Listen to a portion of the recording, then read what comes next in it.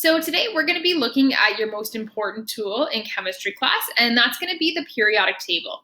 So before we get too close with the periodic table and actually reading it, I want to talk a little bit about how it's organized. I'm actually going to talk about this every year. So if you take chemistry all the way up to grade 12, I'm going to have a whole lesson again on how the periodic table is organized, and it's going to get a little bit more specific based on your knowledge. So right now, I'm just going to focus on the organization of the periodic table based on what you're going to know in grade 9. First of all, it's time for a history lesson.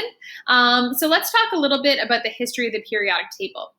So by the mid-1800s, scientists were actually aware of 60 different elements. We actually have 118 known elements today. The information about these elements were not very organized and was not of much use of scientists. So if you just know about 60 random elements, that information's everywhere. It doesn't really help you as a scientist. So in 1860, Dmitry Mendeleev actually made a chart of the known elements, and that chart was called the periodic table. Now, there's actually many different versions of the periodic table. There's lots of different versions even today that actually might be more useful than the periodic table we're going to use in class. The periodic table we're going to use in class was actually directly based off of Mendeleev's discovery. So I actually have a video that I'd love for you to watch about the history of the periodic table, because the way that Mendeleev actually organized this was brilliant. He discovered so many trends within the periodic table, he was actually able to predict elements before they'd even been discovered. So he actually left gaps and was able to say, I think this element's going to be discovered, and I actually think it's going to weigh this much, and it did. So it's fascinating. So go take a look at that video and see how Mendeleev really cracked the idea of the periodic table.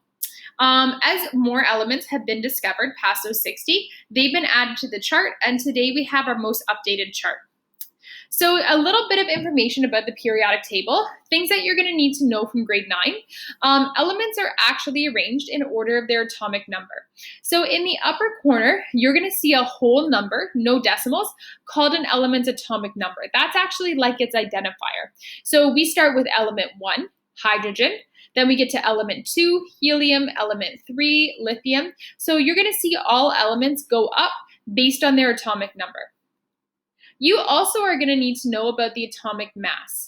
With a few exceptions, typically you're going to see mass increase as you go across the periodic table. Notice that mass is actually an approximation. I'm going to talk about this a little bit more in grade 11, why mass has a decimal. In grade 9, you don't have to worry too much about the decimals. We're actually going to be rounding. So instead of saying sodium weighs 22.99, we would just say sodium weighs 23. You don't have to worry about the decimals until you get to grade 11 chemistry. Before we get to terminology, last thing I want to point out is that on top of the atomic number and the atomic mass, we also have the symbol of each element as well too. So rather than having the entire name, this is sodium, rather than listing out sodium, we actually have either a 1 or 2 letter symbol that's used to represent the element. Notice that the symbol is a capital letter and then a lowercase letter. There's always a capital first and a lowercase next. It's really important that you remember to have a capital, then a lowercase. This is how we tell the difference between compounds. In order for me to tell if there's more than one element in a chemical formula, I just need to count the number of capital letters. So in this case, I only see one capital letter. So that means there's only one type of element here. And this is an example of sodium. Now let's look at some terminology of the periodic table. The periodic table has these things called columns. So columns run up and down. We actually call columns chemical groups. So we have several different chemical groups. Some of them have very special names. We're going to talk about these special names a little bit more later on in the course. So we have group 1, group 2, and it actually goes all the way until group 18.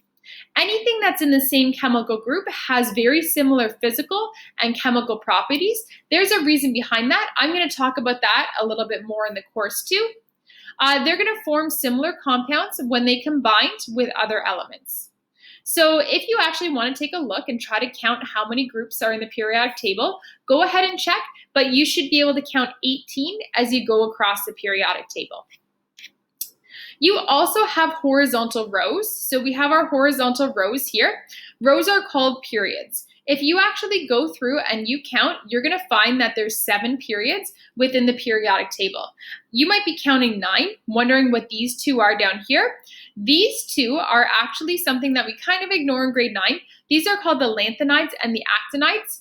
The reason these two are here is just because they're supposed to actually fit in here. But if we actually take this very long column of 14 different elements, for 2 rows of 14, and place it here, this periodic table is actually too big for a piece of paper. So right now, don't worry too much about these bottom 2 rows here. We're going to look at them again in grade 11. So right now, we're just going to deal with the 7 periods, 1, 2, 3, 4, 5, 6, 7. Now, the reason it's important for you to understand what a period is and what a column is or what a group is because this is often how we locate elements on the periodic table. I might say look for the element that's in group 3 and period 2, and you would actually have to count over group 3, 1, 2, 3. Go to period 2, and then that's not even an element, and you would actually be able to find what element I'm referring to. So you want to make sure that you understand what a period is, and you want to make sure you understand what a group is. We also divide our elements into 3 different types of groups. We divide them into metals, nonmetals, and metalloids. It's really important for you to understand the difference between these 3 because they do have 3 very distinct properties. When we get into compounds at the end of the year or the end of the unit, it's very important for you to understand the difference between metals and nonmetals. So on the periodic table, I'm going to come back to this in a second. On the periodic table, you can actually see here we have all our metals are on the left, all our nonmetals are on the right, and we have this idea of the staircase. The staircase is the metalloids. So they kind of have distinct properties of metals and nonmetals. So you can see the staircase of metalloids actually help divide between nonmetals on the right and metals on the left. Now let's go back and look at our properties. So let's start by looking at metals. Metals conduct heat and electricity. They can be stretched into wires or hammered into sheets, so they're ductile and they're malleable. They have a high luster and they're solid at room temperature, except for mercury. Nonmetals are all different states, so their states will vary. You can have solid, liquid, and gas nonmetals. They're brittle, they can't be stretched, and they don't conduct heat and electricity well. Metalloids are properties of both metals and nonmetals. They're solid at room temperature. They can be shiny or dull, and they may conduct electricity, but they tend to be poor conductors of heat, and they are not malleable. So metalloids have their own distinct properties. At the end of this unit, though, we're going to be focusing just on nonmetals and metals. So what I want to do is I want to show you a really great tool that's on your homepage. That's going to be your new best friend. It's going to be your new periodic table. So if you go to your course homepage, looks like this. If you scroll down on the right-hand side, you see something that says periodic table. This is going to be the periodic table that you're going to use. You're going to need it for Bohr-Rutherford diagrams, which we're getting into. You're going to need it to identify different elements. So this is going to be your periodic table. So nice thing about this periodic table is it's actually got filters. So if you want to look just at the metals, you can see all the metals there. If you want to look at just the nonmetals, you can see all the nonmetals here. There's even more filters down here. We're going to start talking about different chemical families. So we're going to talk about the alkali metals. So if you want to look just at those, they're here. We're going to talk about the alkaline earth metals. You can look at those. We're going to talk about halogens. You can look at those. And we're also going to talk about noble gases down here. If you ever want to sort by state, so you want to see at room temperature what my gases are, there's gases.